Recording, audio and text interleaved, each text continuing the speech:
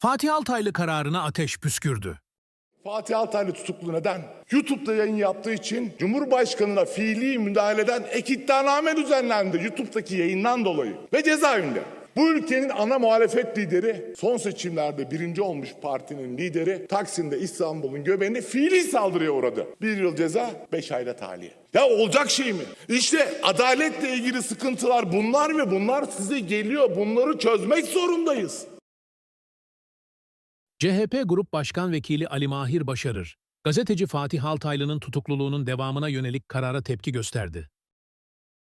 Başarır, Türkiye'nin birinci partisinin liderine fiili saldırıda bulunan adi bir suçluya jet tahliye, YouTube'daki yayınındaki bir cümlesinden fiili müdahale çıkarttığınız gazeteciye uzatmalı tutukluluk ifadelerini kullanarak Adalet Bakanı Tunç'a seslendi. Bu mu senin hukuk devletin? Bu mu senin adalet anlayışın?